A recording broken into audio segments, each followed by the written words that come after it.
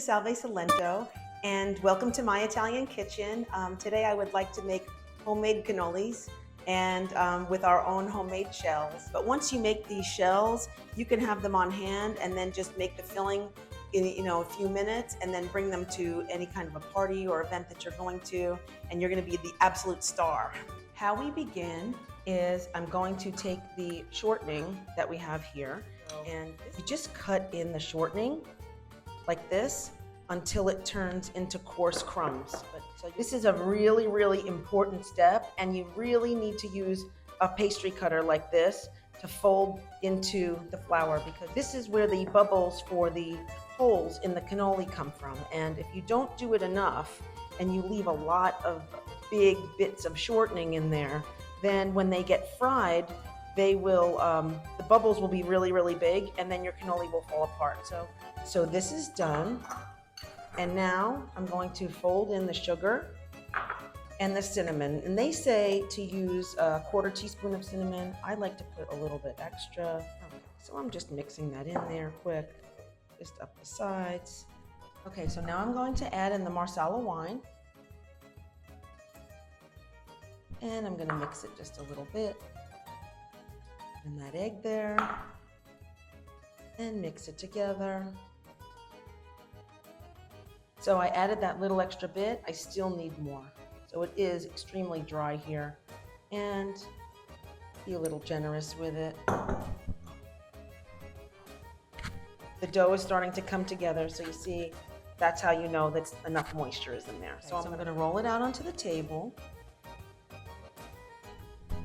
Okay, so you can see that it's almost completely held together. But for the most part, when you give it a little squeeze, it's holding together. That's exactly how you want it.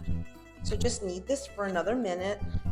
Once you get to this point, just until it forms a ball. You don't want to overdo it. So it looks like this, it's perfect. Back to it. So we're going to do the shells in about an hour and a half. Okay, so I rested the dough, and I actually let it rest overnight. While you're working with your dough, you want to kind of just take a piece of it off and then wrap the rest of it up so that it doesn't dry out. So I'm kind of just like flattening out the piece of dough here. It doesn't have to be perfect. I'm going to turn my machine on, and then I'm going to roll it through the widest setting. Then I'm going to skip one and go to the next. And then I'm going to skip another, go to the next, and then skip another and go to the next. So I'm going to be the second to last thinnest setting on here. You don't want it to be the thinnest because it will pull apart. So you just put it through the machine. You can actually control the speed if you want, but slow is fine. And don't worry if it's not perfect. You see how it's not, we're not making pasta with this. We're gonna be cutting these out. And then the last one is 7. So you don't want it to be the thinnest, but you do want it to be pretty thin. And this is actually perfect. I'm gonna put it on my work board here so that I can cut it out into the shapes. But I like to put 2 small ones on this because it's a little easier to manage. I got a Wilton cookie cutter. It's like, it was a circle, and I kind of just smushed it into a little bit of an oval shape.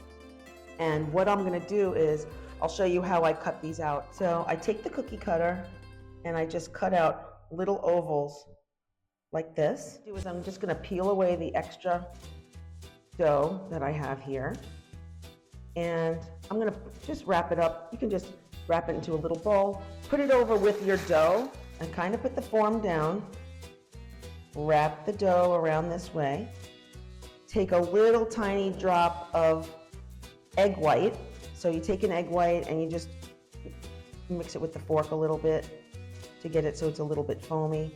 And then I just kind of roll them over gently, give them a little pinch on top, and that's it. I'm gonna leave that on the side just like that. And you just drop them like that. And I'm gonna like move them around a little bit so that they puff up really quick. And once they start turning brown, you'll probably want to get them out because they do get a little bit darker on the tube for the couple seconds that you have them out.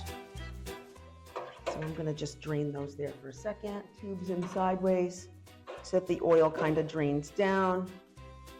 And don't let them sit on those tubes for too long, because if they cool on the tubes, then it'll be really impossible to get them off. So I would just wait maybe, I don't know, 30 seconds or so, and then I'll show you how I take off the shells from the tubes while they're still warm so that you don't get burned.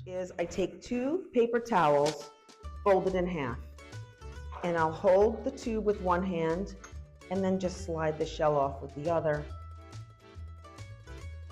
Okay, so now after all of that hard work, you want to store them properly, because if you don't store them correctly, they will get soggy, and we don't want to do that.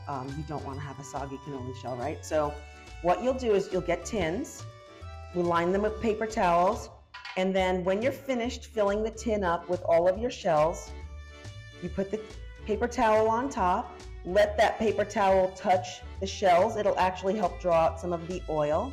And then you'll take some paper towels, put them on the top, and then you'll seal up the tin. So you kind of want it to be airtight with paper towels, but you're not covering it with plastic or anything like that. And so what you'll do is you'll store these in the pantry closet, and they're actually much better if you let them sit for a little while and you don't use them right away. I used to make mine about the end of October, and I would have them for Thanksgiving, for Christmas. They keep really well, but you must use a tin. Please do not use anything that's made out of plastic, and store them in a cool, dry place, out of sunlight, out of heat. And so the next step that we're gonna have is I'm gonna show you how to make the cream to fill the shells. So now it's time to make the cannoli cream.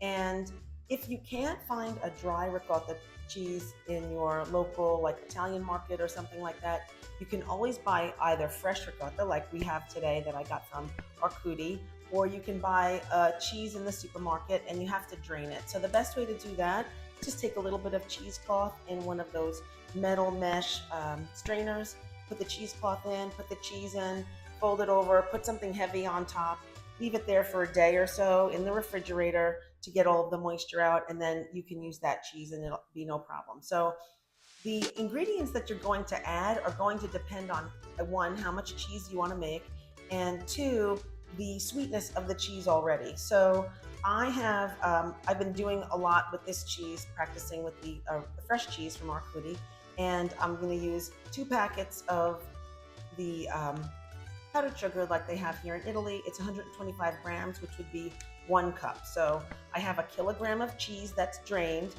to 2 of these envelopes of the powdered sugar, which would be like 2 cups, and with 2 teaspoons of vanilla extract. So I'm going to add the vanilla, mix it up, and then add the powdered sugar.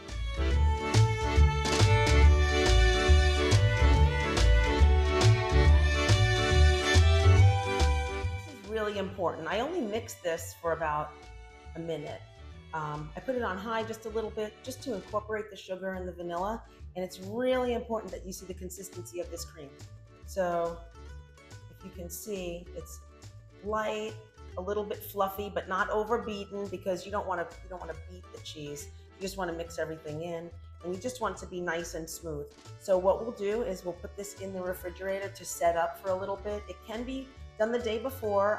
If you're going to use it the same day, I would recommend doing it in the morning so that it has a chance for the sugar to mix with the cheese, and then it'll be ready to fill the cannoli shells. So the next thing we're going to do is we're going to fill those shells.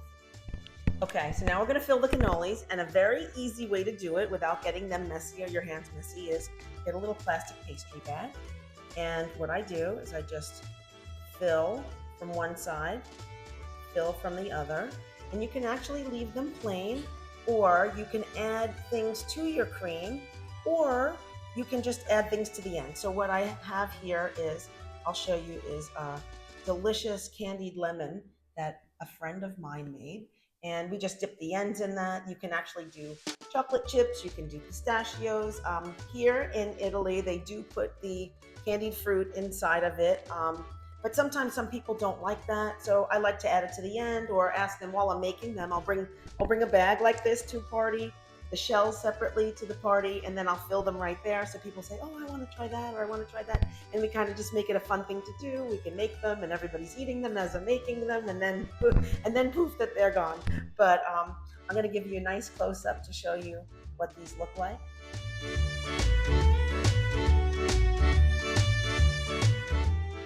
But thank you for joining me today in my Italian kitchen, and I hope that you can make these. If you have any questions, please put any questions you have in the comments, and I hope to see you again soon. Take care. Ciao.